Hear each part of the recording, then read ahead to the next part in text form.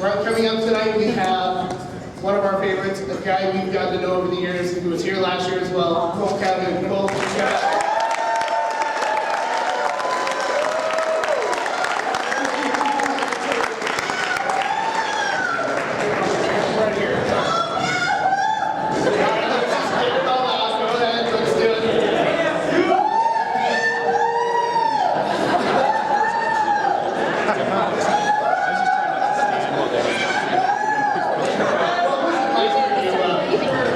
What was your off-season like? What were you working on, and how have you been taking this all in stride? It's been a crazy off-season with a lot of the trades that were made, and this was the first off-season I didn't go play winter ball, so I got to be in Arizona with my lovely wife Jennifer all year.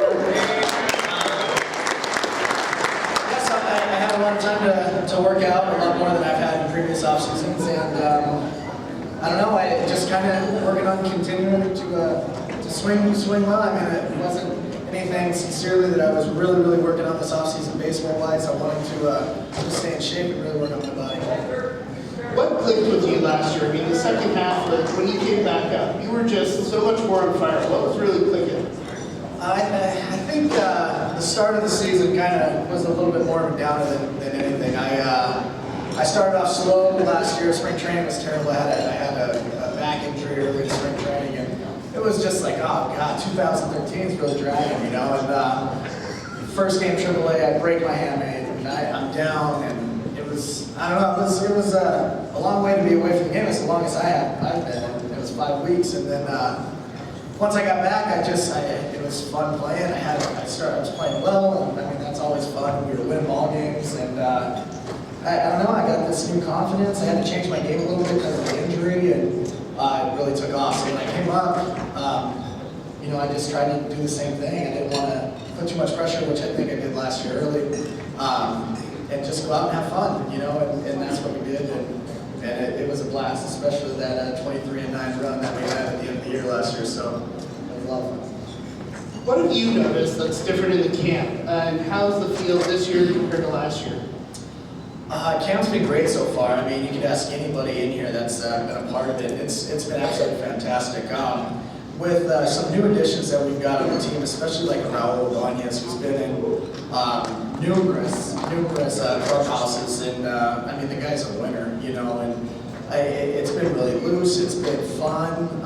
We're really clicking as a team, especially right now. I mean, it's a great clubhouse to be a part of, and you know, it's something that really goes a long way. You're not going to see stuff like that in the box score that this clubhouse is doing well, but I think that's something that's really underrated, that you need to be a winning team, and that's how it's going so far. So it's been great. For those of us who've been following you through your minor leagues, you've been known for being a very hard worker and a very consistent worker. Where'd your work ethic develop? I think it had to develop from my parents. You know, just how I was raised. My parents have been workers their entire life. My dad will work till the day he dies. Even if he retires, he'll keep working. So it's just been that kind of mentality. My grandfather worked until he was 75. He retired and quit on his 75th birthday. So that's where I get it. I mean, you just go and work hard at what you love, and I think you always come out on top.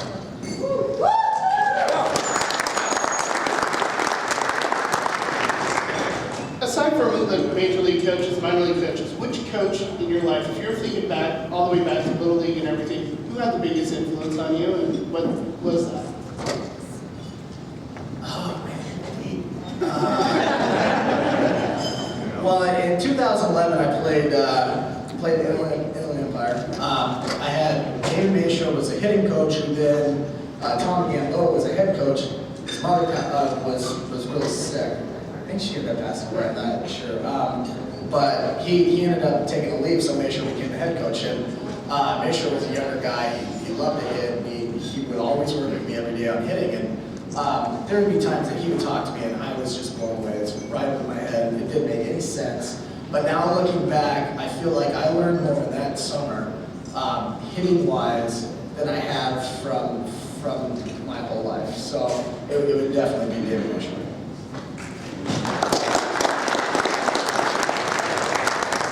Aside from your first at-bat in the major leagues, your first home run, What has been your best moment as a major league ball player?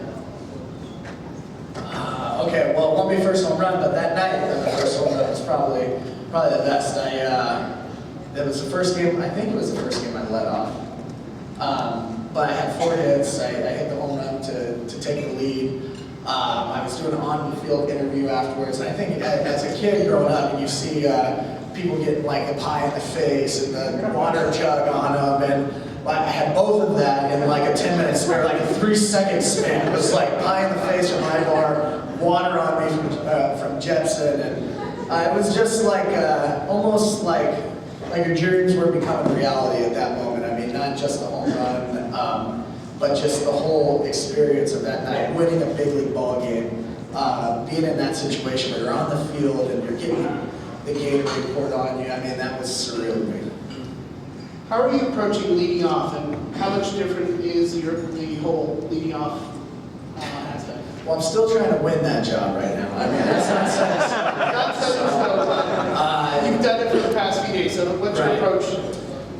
It's changed a little bit. I mean, obviously you're going to see some more pitches, and there's 3 pretty good baseball players that are hitting in the 2, 3, 4 spots. So, you know, I'm not changing it too much. I've always been a guy that's trying to get on base, so I'm trying to get on base even more now, I guess, seeing some pitches and really setting the table for those guys, because if I'm getting on base in front of them, I mean, I think we got a pretty good chance at hitting a score, especially leading off the ballgame. So hopefully I can do my job, and we all know that those guys behind us have got track records of doing theirs. So we've got 3 great prospects here, and one of the things you did was you got to do the milking the cow contest. Which one of these 3 this will never leave you. Ever.